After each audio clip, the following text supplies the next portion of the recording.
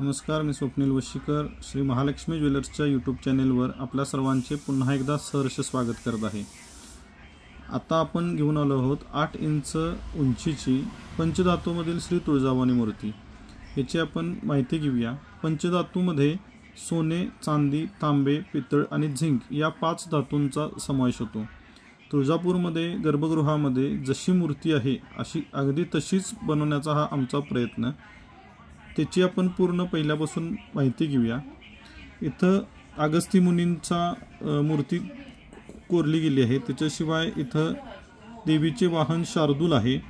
इथं कृपान म्हणजेच कट्यार, इथं बाण, इथं चक्र हा शरभाता, इथं शंख, धनुष्यबाण आणि पानपात्र। या पानपात्राला विशेष करून महत्त्व आहे। प्रत्येक देवी देवतांच्या हातामध्ये हे आपल्याला पानपात्र दिसून येतेच। याशिवाय सूर्य, चंद्र यांचाही आपण इथे समावेश केलेला आहे। सगळ्यात महत्त्वाचं म्हणजे देवीची असणारी शक्ती म्हणजेच मातृलिंग जे किरीटामध्ये आहे। याशिवाय त्रिपुंड, देवीचे डोळे, नाक, कान अगदी रेखीव केले असून देवी अगदी प्रसन्न मुद्रेमध्ये दिसून येत आहे। गळ्याच्या भोवती 2 होल ठेवले आहेत, जेणेकरून तुम्ही त्यातून मंगळसूत्र ओवून घालू शकता। हे 2 होल तुम्हाला साडी नेसवण्यासाठी म्हणून ठेवले आहेत। देवीचा एक पाय हा रेड्यावर आहे व देवीनं डाव्या हाताने राक्षसाला पकडून राक्षसाच्या शेंडीला पकडून ती ओढत आहे आणि दुसऱ्या हाताने ती तिच्या भाल्याने मारत आहे। इथं रेड्याचं तोंड तुम्हाला दिसत आहे।